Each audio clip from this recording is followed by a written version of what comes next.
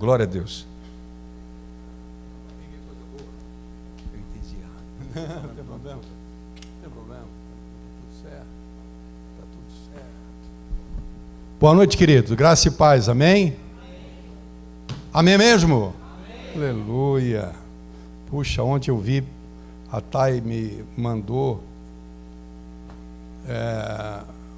as fotos e os vídeos do chá ontem das mulheres, né? Que bênção, irmão. A gente precisaria dar uma olhada se a gente não conseguiria fazer mais um esse ano ainda, né? Nós agendamos um só, né? E puxa, como seria legal se a gente pudesse fazer. Mas aí, vocês que fazem parte da liderança, né, da feminina, vocês dão uma pensada aí, a gente pode se programar com bastante antecedência, né? E sempre é uma oportunidade, esses chás, esses eventos, como esse que o pastor Daniel falou também, do culto de homens, de nós estarmos convidando pessoas para estarem. Às vezes a gente tem uma dificuldade de falar de Jesus, né? O cara só me vê falar de futebol, de política, de negócio. Agora eu vou falar de Jesus, o cara vai franzir a testa. Então, né, esses momentos, essas oportunidades na igreja, é bom você trazer um vizinho, um parente, né, uma pessoa conhecida. E ontem fiquei tão feliz de saber que ontem a Ironi veio, né? E é uma pessoa muito querida nossa, também de outras famílias aqui da igreja, né? Eu fiquei tão contente de ver que, de alguma forma, e ela trabalha com a gente já, eu não sei quantos anos já a Ironi trabalha com a gente. Onde é que está minha esposa? Quantos anos já a Ironi trabalha com a gente? 8 anos, né? Então, é sinal que a gente está tendo uma influência boa, né, na vida dela. E pena que ela mora longe, ela mora lá para o lado de Santa Regina, mas de repente Deus faz uma obra e ela congrega por lá, né? Meus amados irmãos, vamos abrir a palavra de Deus? Atos capítulo 9.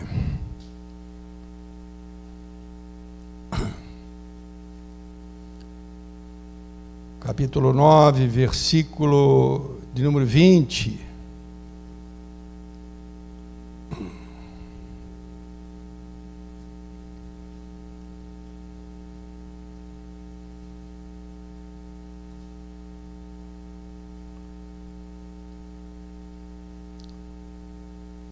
O texto que nós vamos ler está falando a respeito do apóstolo Paulo, que nesse momento aqui é ainda chamado ou apresentado como Saulo, que é o seu nome de batismo, né? O seu nome. Paulo é um apelido, né? Saulo de Tarso. Então diz assim o texto: e logo pregava nas sinagogas a respeito de Jesus, afirmando que ele, ou que este, Jesus, é o Filho de Deus. Ora, todos aqueles que o ouviam estavam perplexos, estavam atônitos, e diziam: puxa, não é esse aquele camarada que exterminava em Jerusalém os crentes, os que invocavam o nome de Jesus, e para cá, para Damasco, veio precisamente com o fim de levá-los amarrados aos principais sacerdotes? Saulo, porém, mais e mais se fortalecia e confundia os judeus que moravam em Damasco, demonstrando, pelas Escrituras, evidentemente, que Jesus é o Messias, é o Cristo, o prometido. Depois de muitos dias, os judeus deliberaram entre si tirar-lhe a vida. Porém, o plano deles chegou ao conhecimento de Saulo, Dia e noite guardavam os judeus, né? As portas para o matarem. Queriam matar Paulo. Aqueles com quem ele antes tinha afinidade. Paulo era um doutor da lei, né? Um judeu, fazia muito provavelmente parte do Sinédrio, e agora os seus amigos estavam contra ele, né? Os seus parceiros, né? Os seus pares, agora estavam querendo matar Paulo. Porém, o plano dele chegou ao conhecimento de Saulo, ou Paulo, como você queira, né? Dia e noite guardavam também as portas para o matarem. Mas os seus discípulos tomaram-no de noite, os discípulos de Paulo, a igreja, e desceram e colocaram num cesto, descendo-no pela muralha. Quando chegou em Jerusalém, tendo chegado em Jerusalém, Paulo procurou juntar-se com os discípulos. Todos, porém, o temiam e não acreditavam que ele fosse discípulo. Esse cara se converteu mesmo? Não, isso é conversa. Não acreditavam. Os próprios crentes não acreditavam que Paulo havia se convertido, porque foi uma mudança muito radical. Aquele que blasfemava de Jesus, agora prega Jesus. Aquele que matava os crentes, agora quer estar no meio dos crentes, abraçar os crentes, beijar os crentes, dizer paz do Senhor. Não acreditavam que fosse discípulo. Mas Barnabé, tomando-o consigo, levou aos apóstolos e contou-lhes como Paulo vira o Senhor no caminho, e que este lhe falara, e também, como em Damasco, pregava ousadamente em nome de Jesus.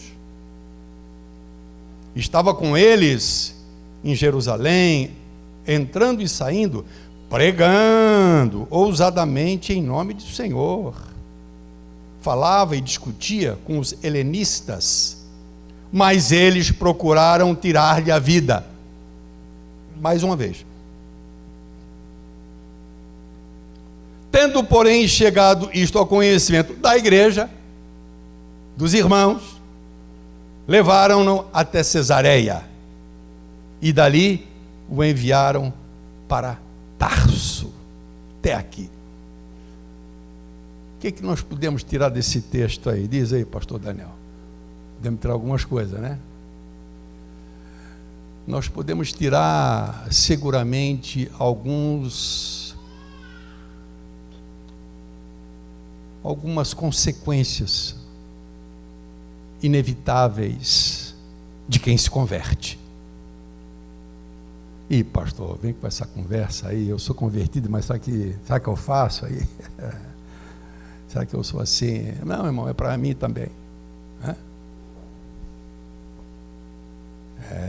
Isso aí nós vamos ver pelo menos 3 consequências, eu diria até 4, inevitáveis para uma genuína conversão. Existe conversão que não é genuína? Claro que existe, né? Quando você vê lá o Elimas, acho que era Elimas, em Atos dos Apóstolos, ele via Filipe pregar, as coisas aconteceram, diz que ele creu ali, ele acreditou naquilo, porque ele viu os sinais, não tinha como não acreditar. E quando ele viu os apóstolos impor as mãos sobre aqueles que se convertiam e eles receberem o Espírito, o batismo com o Espírito Santo, ele propôs dar dinheiro aos apóstolos.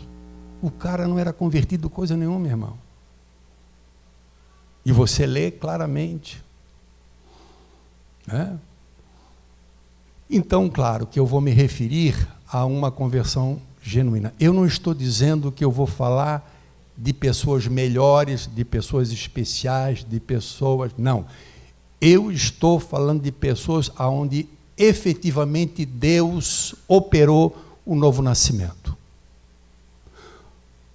Você pode ser uma pessoa que esteja na igreja há algum tempo, observando, e esse fato, esse acontecimento, ao qual nós chamamos novo nascimento, regeneração, tornar-se uma nova criatura, se converter, realmente acontecer algum tempo depois. Lembro-me do pastor José Silva, que ficou 6 anos dentro da igreja, casado com uma crente, dentro da igreja, batista em Canoas, e se converteu um dia, sozinho, no pátio da casa do sogro. Lá Deus o visitou, sem ninguém do lado, irmão. E ali ele se converteu. E quem conheceu o pastor José Silva sabia que realmente ele era um homem totalmente voltado para as coisas de Deus. A primeira coisa que nós temos que entender, que deva ser um fruto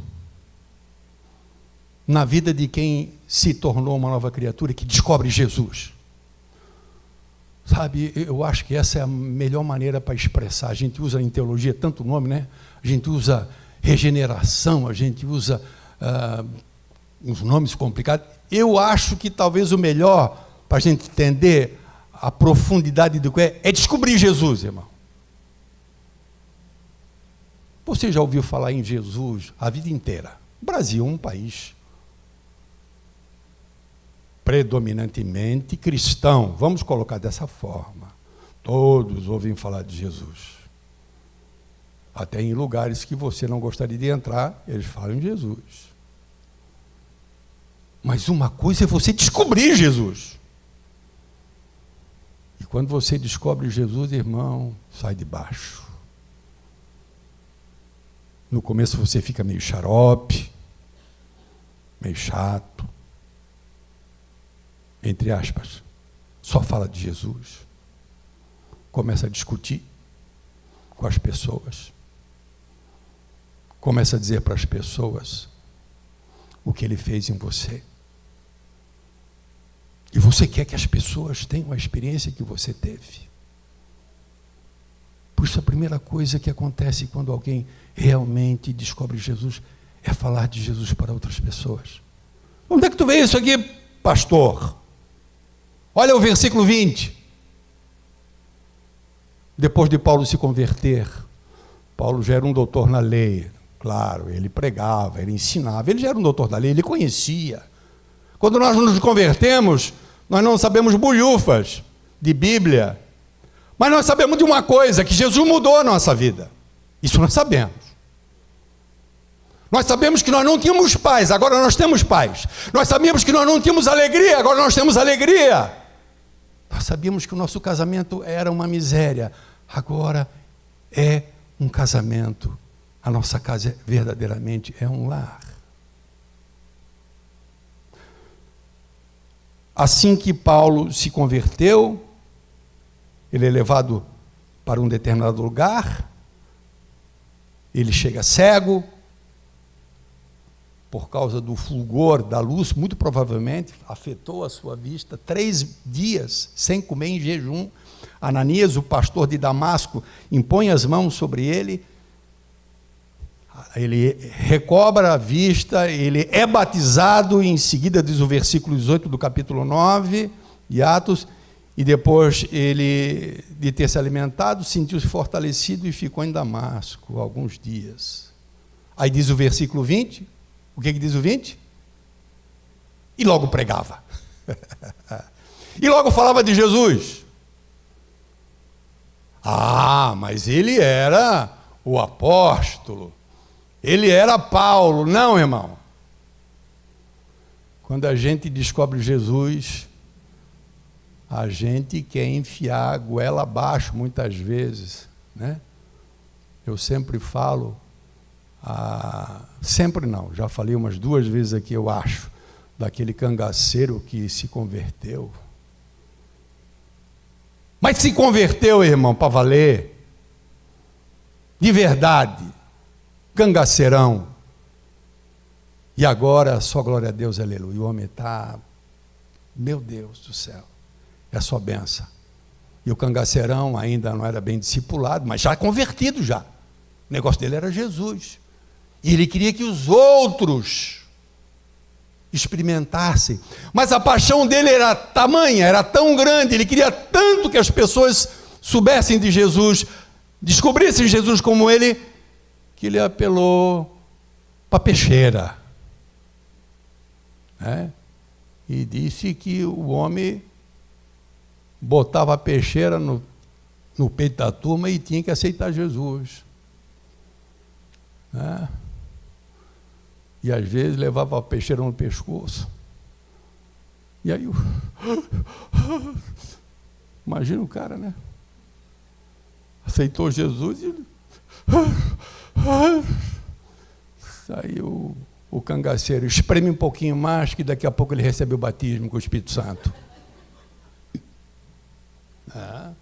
Isso é uma historinha que se conta, e verdadeiramente aconteceu isso com um homem, né, cangaceiro que se converteu, mas para enfatizar a paixão da pessoa, de querer que os outros saibam, recebam, experimentem aquilo, né, que ele experimentou.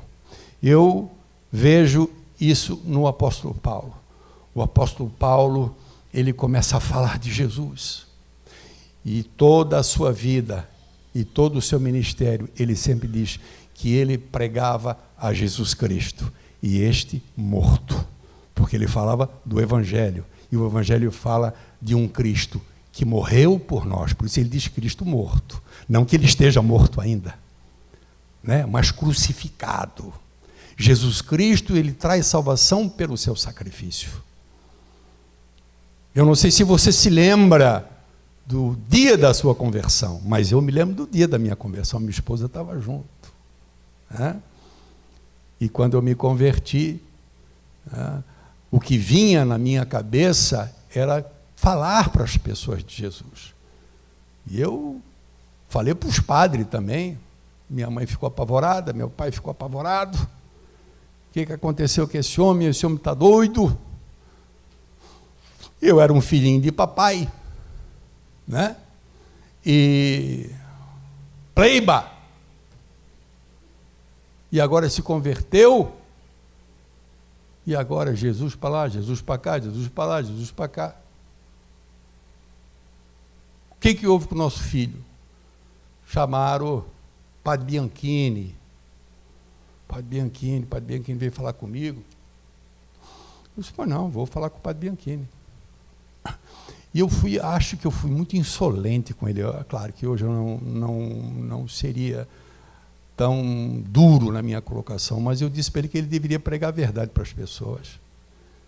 Eles estavam ensinando um Cristo que estava preso na cruz ainda.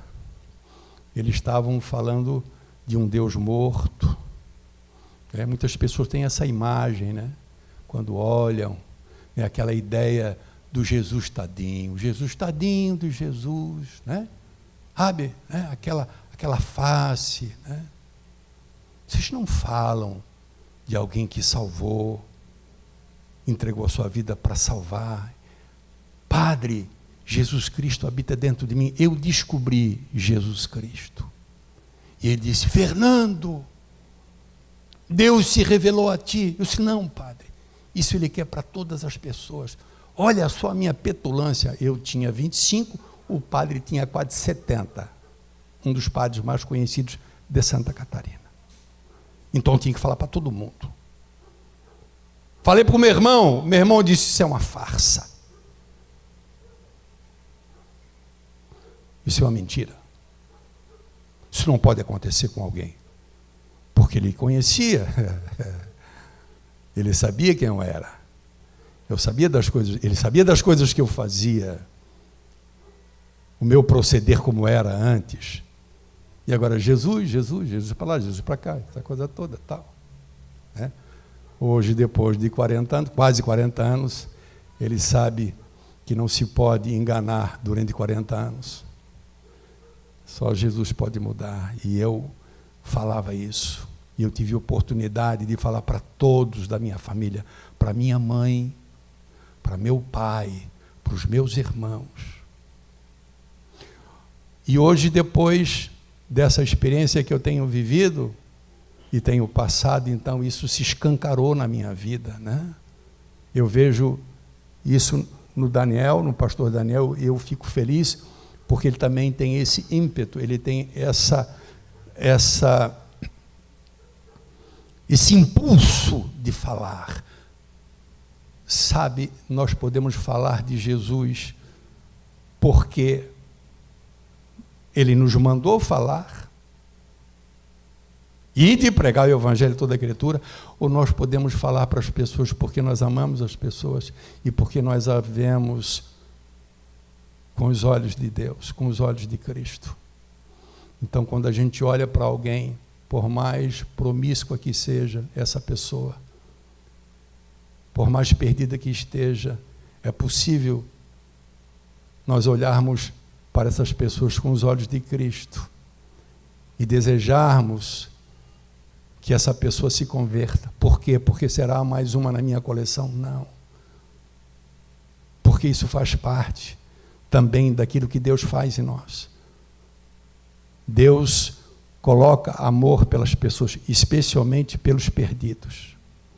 Nós, como igreja, temos que olhar, né, para as pessoas, independentemente da condição delas. E nós vamos chegar nesse ponto, quando muitas vezes nós achamos que tal pessoa não pode se converter. É muito difícil. Aqui é dureza, que não tem. Mas o pastor Daniel falou hoje. O que tu falou hoje? É desse que Jesus gosta. Não foi o que tu falou? Quando tu falou, eu já me lembrei aqui que eu ia falar, né? E nós vamos ver isso aqui, nesse texto nós vamos ver isso, irmão. Porque nós olhamos que nem os crentes acreditaram que Paulo pudesse ter se tornado um cristão. Você imagina, isso os crentes, irmão. Não estou falando dos ímpios, não, os crentes. Que esse cara? Aí o Barnabé, não, irmão, ele se converteu. Que converteu? Não converteu nada. Esse cara está entrando aqui para tentar, de alguma forma, se aproximar e nos matar. Porque essa era a atividade de Paulo, perseguir os crentes. Mas Deus o converteu. Porque o poder que opera no ímpio para transformá-lo em crente é o mesmo poder que fez Jesus ressuscitar dos mortos. O poder de Deus. Imagine, amado. O poder que fez Lázaro sair daquela sepultura para fora. Ele não é nem um pouco maior do que o poder que opera dentro daquele que ainda não conhece a Cristo. Então não duvide daquilo que Deus pode fazer na vida do teu esposo, na vida do teu filho, na vida do teu patrão. Não importa. Compete a nós falarmos de Jesus Cristo. E isso é o primeiro sintoma de alguém que se converte. O apóstolo Pedro, quando ele escreve na sua primeira carta, ele diz: vocês são a geração eleita. Vocês são o sacerdócio real. Vocês são nação santa. Vocês são um povo exclusivo, de propriedade exclusiva de Deus. Vocês foram chamados, diz ele, para proclamardes o poder, a virtude daquele que vos chamou das trevas para a sua maravilhosa luz. O gadareno, quando tem aquela experiência maravilhosa,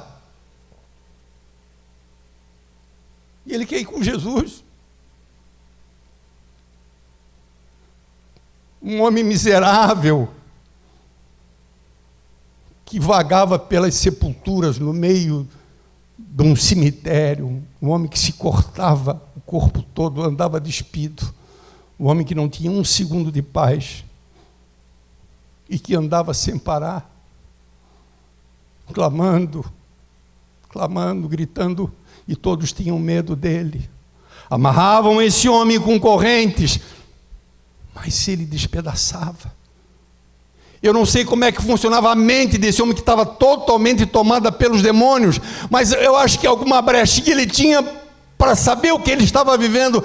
E quando ele se dá conta de que ele está agora vestido diante de Jesus, sentado e conversando, ele diz: Jesus, deixa eu ir junto contigo. Jesus: não, você vai contar para os outros o que Deus fez por você. Você tem que falar de Deus, a começar pelos da tua casa, pelos teus parentes. Este é inegavelmente um fruto de quem descobre Jesus. Nós, entre amigos, eu não sou muito de ver Netflix. Para falar a verdade, irmão, ontem eu fui descobrir que o Netflix na minha casa funciona. Ontem.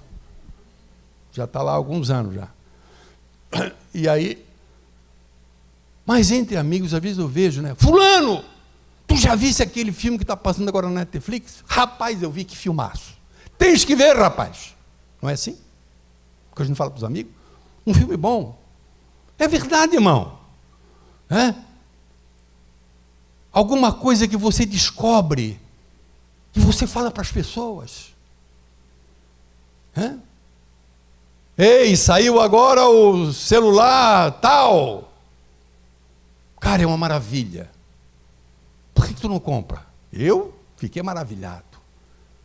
Não devia ser assim com Jesus quando a gente descobre Jesus, que se torna a razão da nossa vida, o maior prazer que nós temos, o nosso grande terapeuta, diante de quem a gente dobra os nossos joelhos e sentimos o seu consolo, sentimos a sua graça, e a gente sai do quarto como um gigante, mesmo com um câncer dentro de você, te carcomendo por dentro, e você consegue sair dentro do quarto e poder sorrir para as pessoas. Eu me lembro que quando eu descobri Jesus, amado, eu queria que as pessoas soubessem. Você tem falado de Jesus para as pessoas? Você tem falado de Jesus? Talvez esta seja uma das coisas que nós precisamos quando falamos em avivamento. Os grandes teólogos, e eles têm razão, quando eles afirmam que um grande avivamento, ele tem que se marcar por 3 pontos. Alguém poderia dizer assim: cura, maravilha, amém, tudo isso é de Deus, irmão, tudo isso é de Deus.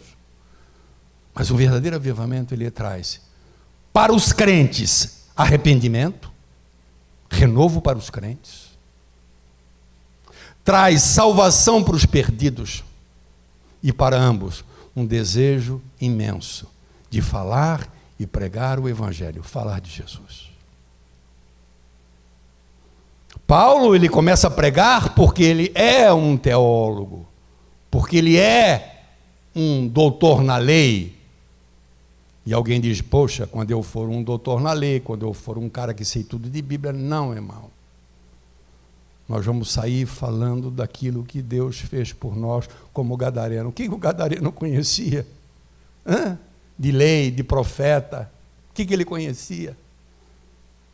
O que a mulher samaritana conhecia? Ela se depara com o Messias. Ela tem uma experiência de alguma forma profunda com o Messias naquele momento. Ela vai para a cidade, e o que faz? Chama os homens daquela cidade, e eles venham ver quem eu conheci. Nós precisamos falar de Cristo. Precisamos. Isto tem que estar em nós. Que Deus abençoe a igreja brasileira. Que Deus coloque nos nossos corações essa inclinação, esse desejo de falarmos de Jesus Cristo. Creia naquilo que eu vou dizer para você, não existe coisa mais agradável do que você ganhar uma alma para Cristo. Não vai depender da tua persuasão, do teu bom discurso, do teu conhecimento. Uma genuína conversão depende única e exclusivamente de Deus. Nós somos só o alto-falante.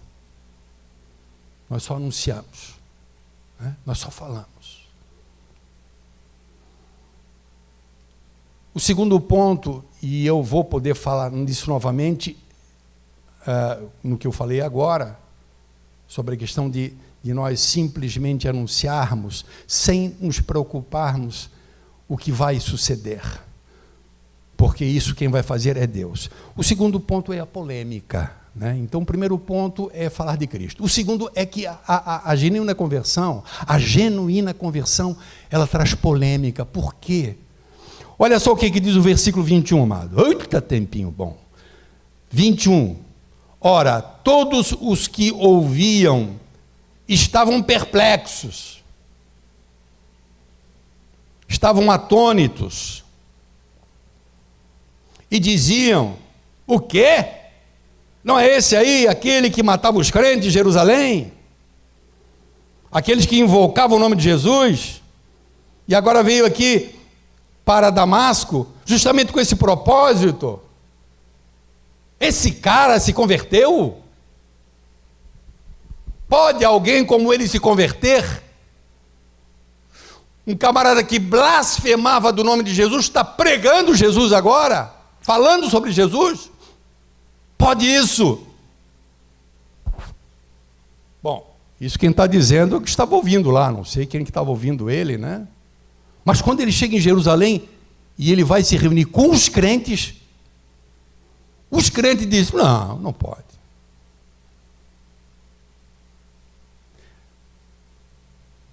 Como pode ser alguém que perseguia terrivelmente os crentes, alguém que blasfemava contra Cristo, agora quer se aproximar dos crentes, falar de Jesus rapidamente, muito rapidamente? Então, na cabeça, eu nem julgo os crentes de Jerusalém, né? Porque, na verdade, na cabeça de muitos de nós aqui, né, pode vir essa história: eu acho que eu vou falar de Jesus para aquele senhorzinho. Aquele senhorzinho, ele é tão bom. Aquilo é uma pérola. Cara honesto, correto, bonzinho. Só falta aceitar Jesus, eu vou pregar para ele. Porque ele é tão bom, eu acho que ele vai aceitar Jesus. Olha só, que muitas vezes nós somos levados por esse raciocínio totalmente antibíblico. Não que nós temos que não vamos pegar para o senhorzinho, claro que vamos pregar para o senhorzinho. Mas às vezes o senhorzinho não vai se converter. O senhorzinho vai dizer: pois é, senhor, eu fico muito feliz, me sinto muito honrado, o senhor ter me procurado, o senhor está falando comigo, sim, senhor, puxa, mas eu quero dizer para o senhor que eu acho que Deus se agrada de mim, eu acho que eu não preciso disso, vai me desculpar, o senhor me perdoa, mas eu acho que eu não preciso. E às vezes, irmãos, Deus quer salvar, e vai salvar, porque se não for por você, vai ser por outro.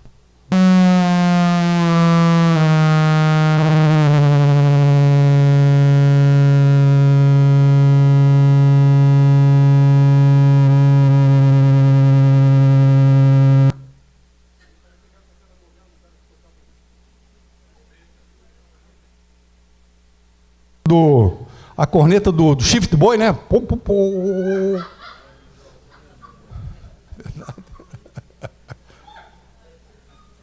Meu Deus do céu, me ajuda, senhor, onde é que eu estava agora? Barbaridade. Então assim, a gente acha que Deus vai converter aquele que é fácil de converter. E o que é fácil de converter, irmão? Muitas vezes não vai. e muitas vezes aquele que é o duro, o casca grossa, aquele que você diz, esse cara jamais. Olha, eu quero dizer para você que Deus pode alegremente te surpreender, porque é Ele que vai fazer. Claro que você nunca vai apontar o dedo, isso a gente aprende com o tempo, a como apresentar o Evangelho, a gente se iguala com a pessoa.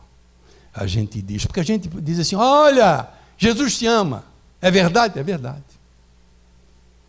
Ei, Deus tem um plano na tua vida. É verdade? Não sei, talvez tenha, nesse sentido, claro. Ô fulano,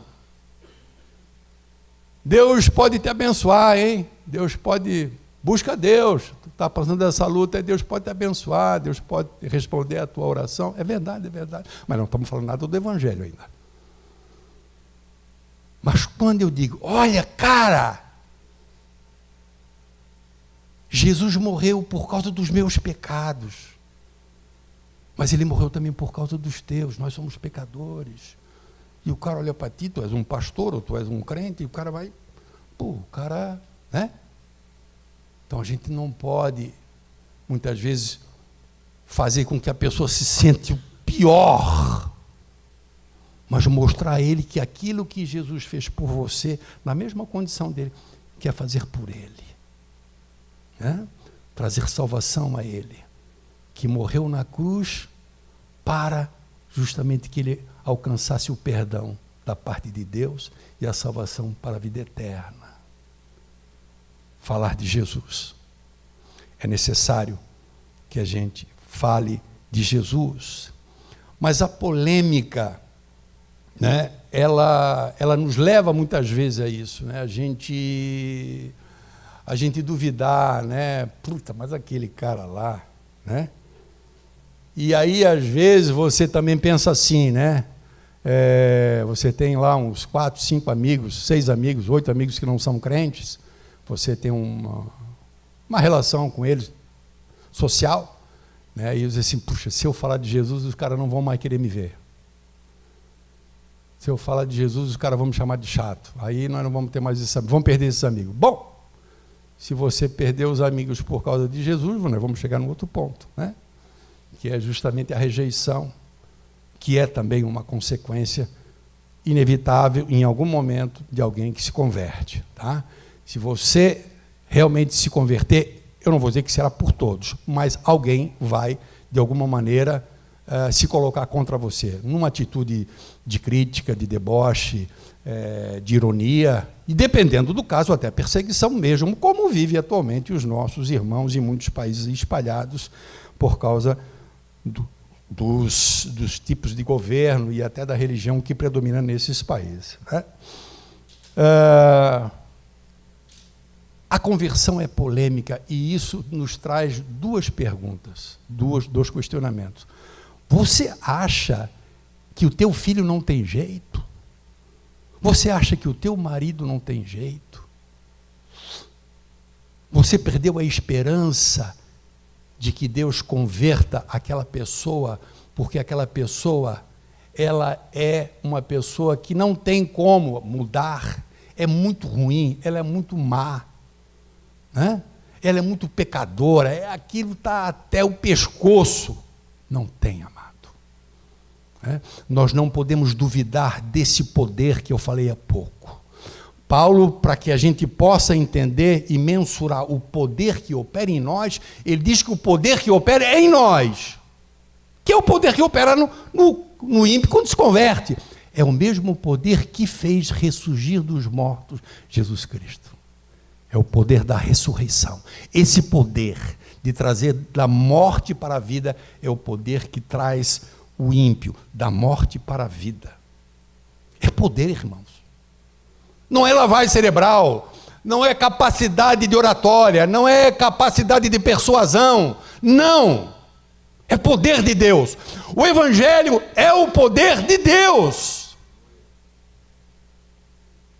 Vamos olhar com outros olhos para aqueles que parecem ser impossíveis de ser alcançados, como foi o caso de Paulo. Em terceiro lugar, é claro, né? Nós não podíamos esquecer de falar sobre aquilo que inevitavelmente vai acontecer. Versículo 23.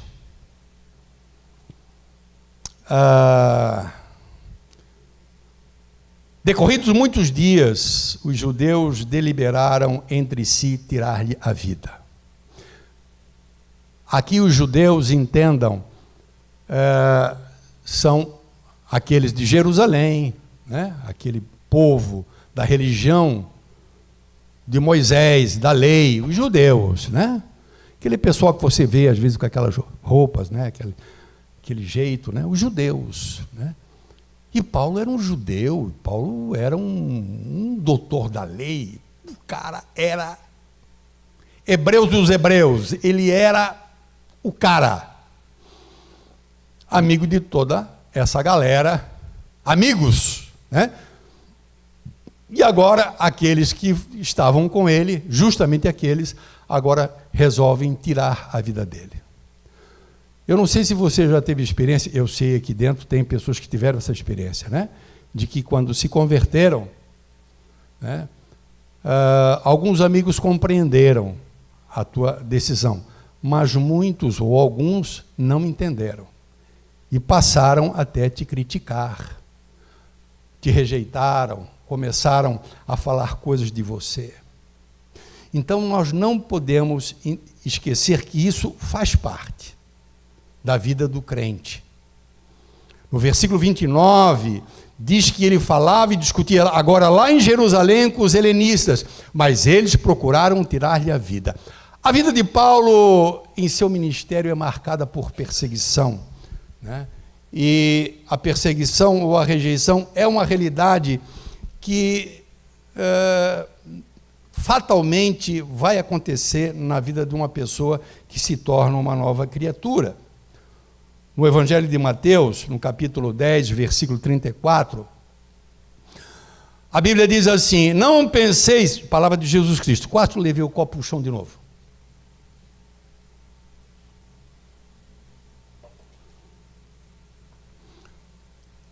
Mateus 10 e 34. Não pensem que eu vim trazer paz à terra. Quem está falando é Jesus. Não, eu não vim trazer paz. Espada. E aí, o cara diz, o diabo entrou na minha casa. Por quê? Porque agora minha sogra não me suporta mais. Minha sogra, meus filhos, o diabo entrou aqui agora. Jesus diz, eu vim trazer espada. Ele sabe que isso há de acontecer. Porque muitos aceitam o Evangelho, mas outros não aceitam, dentro da própria casa. Eu vim trazer espada, porque o diabo veio causar divisão. Não, desculpe, ele diz, porque eu, Jesus, eu vim causar divisão entre o homem e seu pai, entre a filha e sua mãe, e entre a nora e a sua sogra. Dessa maneira, os inimigos deste que se converte, do homem, serão os da própria casa. Agora, irmãos, se nós vamos receber perseguição dentro de casa, imagine fora. Porque ainda tem aquela coisa do pai, da mãe, né, da esposa. Mas quantas pessoas, por conta da perseguição, né, eles sucumbem, eles não permanecem no caminho, né? Aí, por isso que Jesus, na continuação, em conexão com isso que nós lemos, se o Pedrinho puder colocar lá Mateus 10 e 37, que é a continuação, quem ama seu pai ou a sua mãe mais do que a mim, não é digno de mim. Por quê que ele está falando isso, irmão? Se é que você entendeu o versículo anterior. O pai diz, se tu ficar crente, tu não come mais nessa casa. Se tu ficar crente, eu não dou mais mesada. Se tu ficar crente, fora dessa casa. A namorada. Se tu ficar crente, tu não é doido. Tu nem pensa. Tu vai me deixar passar essa vergonha? Tu não é nem bobo, te dou um chute no traseiro, tu vai ver só. Quem ama mais pai e mãe, aí podemos botar tudo junto. Nora, filho, irmão, patrão, amigos. Ah, Senhor, mas puxa, Senhor, tu viu a pressão, né, Senhor? Puxa, é o meu pai. Poxa, meu pai, eu tenho que respeitar meu pai. Minha mãe, é verdade, você tem que respeitar e honrar.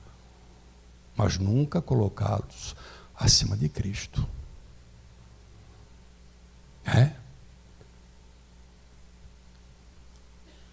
Qualquer pessoa. Eu não sei se você já viu pessoas que recuaram por causa de pressão de alguém. Às vezes até por conta de amigos. Não seriam amigos, né, irmão? Porque um amigo verdadeiro quer o bem para a gente, né? Então vamos colocar companheiros, né? Companheiros, colegas, né? De festa, de balada, essas coisas todas, né? E aí o cara ficou crente, e aí vem a galerinha do deboche. Aí ficou crentão, aí o Bíblia. Não, porque fica com vergonha, né? Quase como o Pedro. E aí tenta dar uma conversa meio assim atravessada para tentar. Meu irmão, sim, e daí? Eu aceitei a Cristo, Ele me salvou, qual é o problema?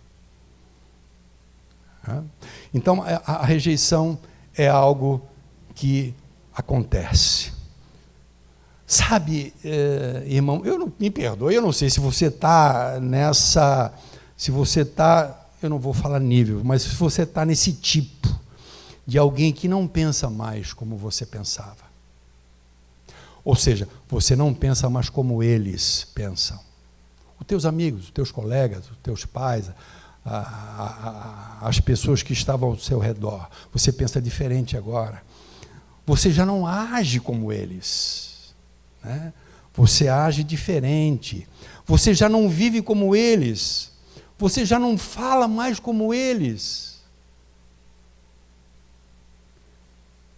Jesus, no meu entendimento, ele resume isso de uma maneira: quando você já não vive mais como o mundo, como você já não pensa mais como o mundo, quando você não fala mais como o mundo, quando você não age mais como o mundo, você não é mais desse mundo.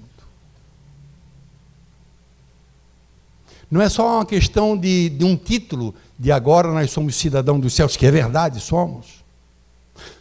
Mas nós somos cidadãos do céu, mas vivemos como o mundo vive, falamos como o mundo fala, agimos como o mundo age, e somos do céu.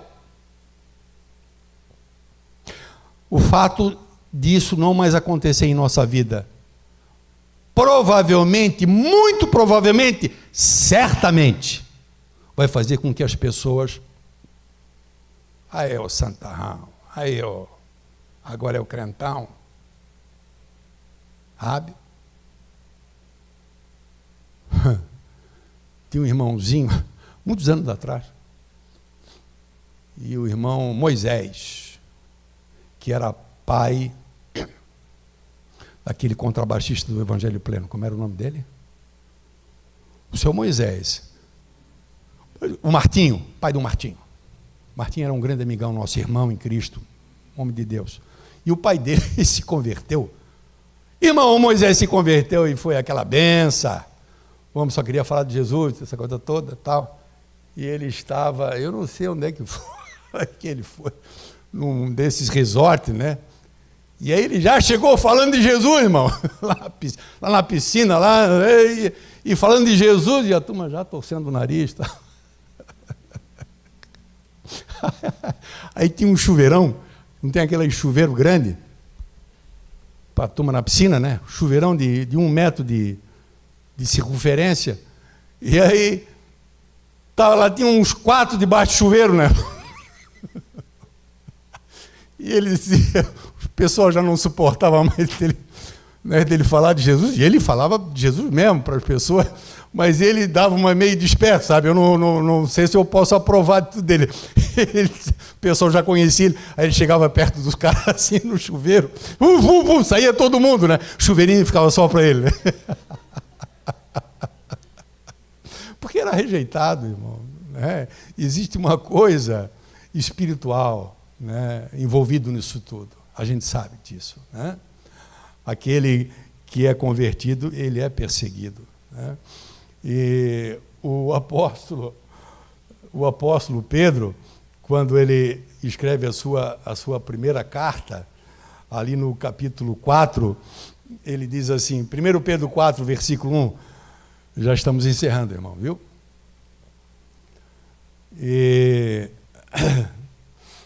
o versículo 1, ele diz, ora, tendo Jesus Cristo sofrido na carne, armai-vos também de vós mesmos do mesmo pensamento, pois aquele que sofreu na carne deixou o pecado. Isso não é o que interessa agora, tá? Para que no tempo em que vos resta na carne, nesse corpo, não vivais mais de acordo com a paixão dos homens, dos coleguinhas, dos amigos, dos parentes. Vocês não vivam mais de acordo com as paixões, mas segundo a vontade de Deus, segundo a palavra de Deus. Porque chega, né? Chega, basta o tempo que passou, o tempo que vocês fizeram a vontade deles. Porque se eu não fizer, eu vou ser excluído. Então eu tenho que fazer para agradá-los. Há muito tempo atrás, existia uma estratégia de grupos radicais, de gurizada, adolescente para jovem, que o cara tinha que fazer um teste para poder ser recebido no grupo. Vocês se lembram disso? O cara tinha que se atirar não sei do quê, o cara tinha que fazer um monte de coisa, né? Tinha que fazer uns troços para ser passado, como se fosse um vestibular para ser recebido no grupo. Se não tivesse aquele perfil, e os caras faziam de tudo porque eles queriam, né? Eles amavam a glória dos homens, é isso que diz a palavra. Amaram mais a glória dos homens do que a glória de Deus. Então alguém que quer viver segundo o mundo, ele quer viver segundo o mundo porque ele não quer ser excluído, ele não quer ser rejeitado pelo mundo. Ele quer a glória dos homens, não quer a glória de Deus. Basta o tempo decorrido por teres executado a vontade deles, andando em dissolução, concupiscência, urgia, bebedices, indetestáveis idolatrias. Agora o que aconteceu? Agora o cara se converteu.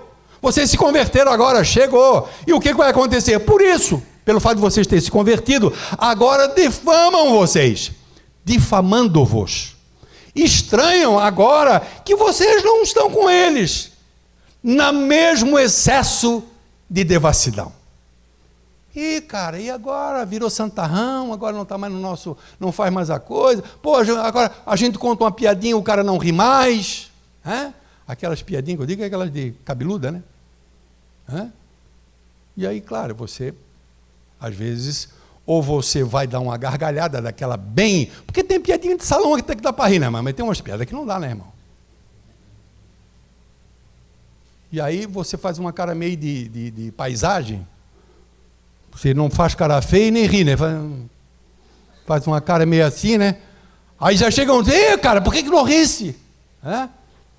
Aí alguém diz, não, ele está frequentando agora a igreja. Ah, logo vi. Então é esse tipo de coisa, né, que acontece, né? Então a perseguição, ela pode ir num nível muito básico, né, muito baixo, ou não seria nem perseguição, a rejeição, mas até efetiva rejeição, perseguição, como a gente vê, né? E muitos irmãos nossos em outros países, quando a gente entra naquele portal, acho que é Portas Abertas, se não me engano, um portal sobre missiologia, de missionários, né? Notícias, toda semana eles mandam. Meu Deus, irmão, que a igreja sofre. Países tipo Coreia do Sul, são mais ou menos 40 países onde existe perseguição braba, perseguição de matar crente. Nós vivemos no Brasil. Desperta, Brasil. Tão tranquilo. Daqui a pouco Deus manda lá tipo aquela de Jerusalém, né? Saiu todo mundo pregando o evangelho, se lembra lá? Em Jerusalém, o pessoal estava muito tranquilinho, né? Vamos falar e vamos entender que isso pode acontecer. Jesus amado, 5 minutos. Vínculo de afetividade, a última coisa que nós vemos nesse texto, tá? Então, nós vimos até agora que a consequência inevitável de alguém que nasce de novo e descobre Cristo é falar de Cristo. É que alguém vai duvidar da sua conversão, né? Vai gerar essa polêmica, como pode um cara desse se converter? Será que se converteu mesmo? Hoje é muito comum, né? Fulano de tal, se converteu porque, né? Matou a fulana, foi para a prisão, agora diz que se converteu. E aí, às vezes, até a gente fica naquele impasse. Como ficaram os crentes lá? Né? Será que se converteu mesmo? Estamos duvidando. Aí merecíamos. Puxa, esse saiu difícil. Merecíamos uma resposta tipo de Deus para Moisés. Moisés, por acaso, a minha mão por acaso se encurtou, que não possa dar carne para essa galera toda aqui no deserto, né? Então Deus diria para nós: vem cá, o meu poder, eu não tenho poder para converter. O coração mais duro que existe, tirarei de vós um coração de pedra e colocarei um coração de carne. Vínculo de afetividade, versículo 25, mas os seus discípulos tomaram o Paulo. Paulo é perseguido pelo mundo, perseguido pelos opositores, mas a igreja o acolhe. A igreja o abraça. Você prefere o mundo do que a igreja? Você vai buscar misericórdia, bondade, perdão, longanimidade no mundo? Você vai encontrar na igreja. É na igreja que você vai encontrar. Então, alguém que se converte, evidentemente, vai se aproximar dos crentes, como fez Paulo. Isso é o normal.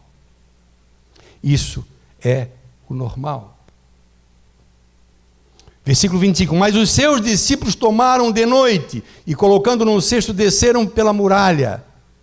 Isso foi lá em Damasco. Mas quando chegam em Jerusalém, eles tentam matar Paulo de novo. E o que acontece no versículo 30?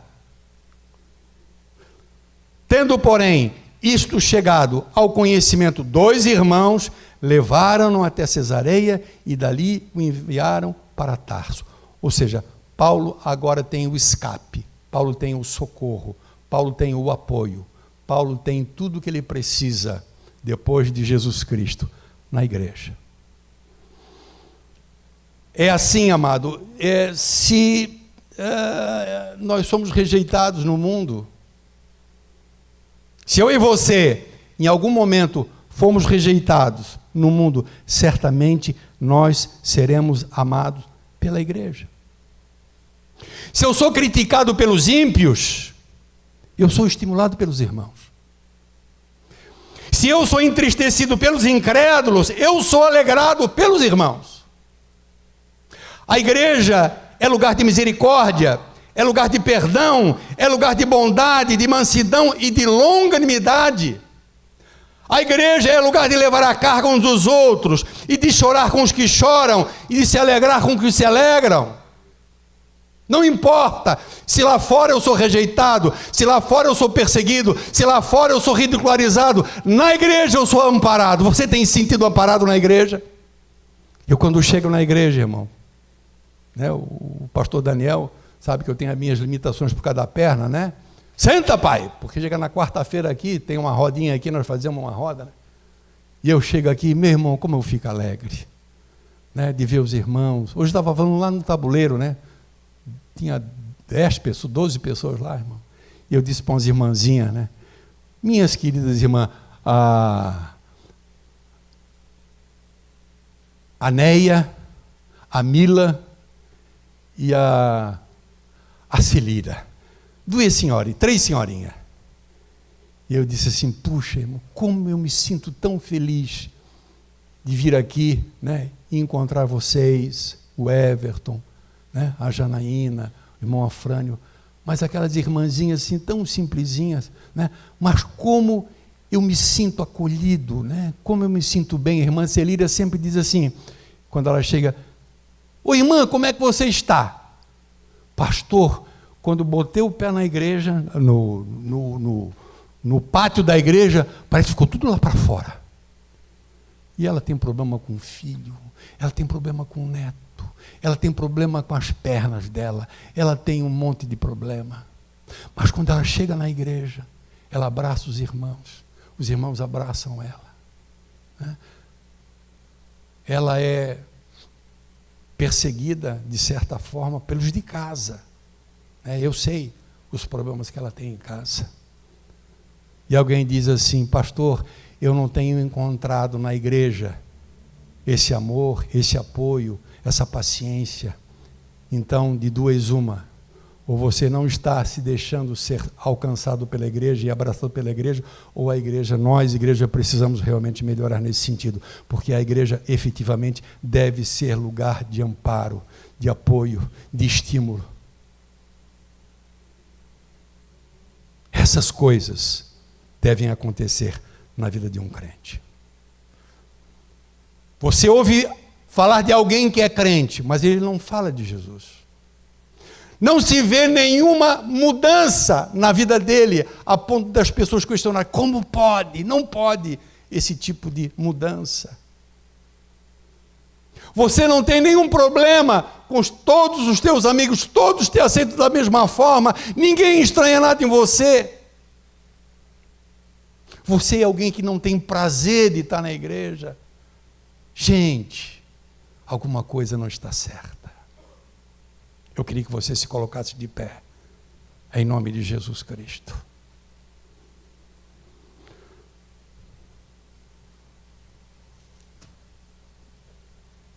Eu gostaria que você refletisse sobre essas coisas. Você tem tido dificuldades de falar de Jesus Cristo? Busque isso em Deus. Mas a igreja proporciona oportunidades a você, por isso que eu falei há pouco, né, no início, você tem a oportunidade de convidar pessoas para vir aqui, porque talvez você tenha essa dificuldade, mas você talvez possa trazer alguém para a igreja. Mesmo que seja assim: amigo, vamos lá numa reunião lá na minha igreja lá, uma reunião de homens, vai ser legal. Se você gostar, não gostar, não tem problema, não precisa mais. Alguém que seja um amigo seu. E talvez essa pessoa vai ouvir aquilo que precisa ouvir. E você tem sido um instrumento, mesmo que você não tenha falado para ele. Mas isso, independentemente, não isenta você de buscar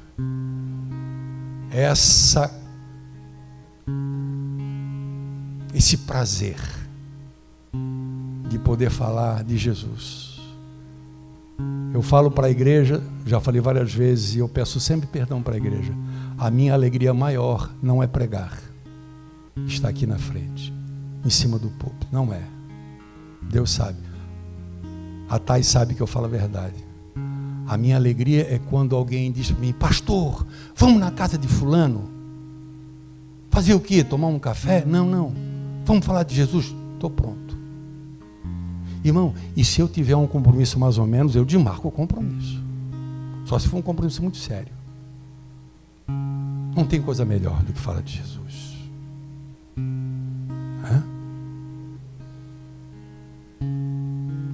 Existem pessoas que gostam de dar notícias ruins. Não é verdade? Existe ou não existe? O cara fica esperando o momento de dar aquela notícia ruim. Notícia boa ele nunca dá. Mas você é uma pessoa que gosta de dar boa notícia. O Evangelho é uma boa notícia. O Evangelho é boa notícia.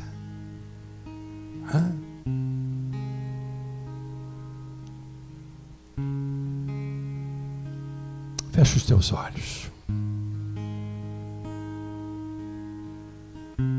Não sei se nesse momento, é um momento acho que importante de você rever aquilo que a gente falou. Você olha para você e diz assim: pastor, a minha vida não tem mudado. Eu permaneço do jeito que eu sempre fui. Ou pelo menos, parece, pastor, que eu estagnei. A impressão que eu tenho é que eu estagnei. Mas a palavra de Deus diz que aquele que iniciou em nós boa obra, Ele aperfeiçoará. Então, além de falarmos de Cristo, as pessoas devem perceber em nós algo diferente. Não importa, irmão, se você esteja triste porque alguém não te quer mais como amigo, se você tem sofrido ataques por conta da tua fé. Nós, crentes, já estamos sendo atacados por causa da nossa fé. Você sabe do que eu estou falando. Isso é escancarado no Brasil hoje. Mas chega um momento em que isso é pessoal, né? Um a um. Cada um de nós, em algum momento, pode passar. Jesus disse que nós devemos nos alegrar, nós devemos exultar quando vos perseguirem e disserem todo mal contra vós, por causa da justiça, por causa do meu nome. Essa é uma das frases que Jesus usa no seu sermão, lá em Mateus 5. Exultai quando disserem contra vós todo mal. Ai, pastor, mas eu não quero perder meus amigos, eu não quero perder a minha turminha, eu não quero perder a minha relação com fulano, com fulana. Quem ama mais pai e mãe do que a mim, não é digno de mim. Finalmente, eu quero dizer que você está num lugar onde nós dizemos e chamamos de uma clínica de terapia, né? A igreja deve ser um ambiente de terapia, onde você possa ser abraçado, acolhido. Se você sente tristeza lá fora no mundo, que você possa sentir alegria na igreja. Se você é ridicularizado lá fora, que aqui você possa ser recebido, né, como uma pessoa digna e tratado como uma pessoa digna que você é. Se você se sente cansado no mundo por causa das coisas que você tem sofrido lá fora, aqui dentro é um lugar onde você pode encontrar repouso, sim. Não despreze a igreja, o lugar dos teus irmãos. Se essa palavra tocou no seu coração, eu quero orar juntamente com o pastor Daniel. Essa palavra falou comigo, pastor, de uma maneira muito forte, em algum ponto. Não interessa em que ponto você foi tocado. Eu gostaria de orar por você agora. Saia do teu lugar e venha aqui à frente em nome de Jesus. Pode vir. Venha receber a oração. Em nome de Jesus Cristo. Aleluia.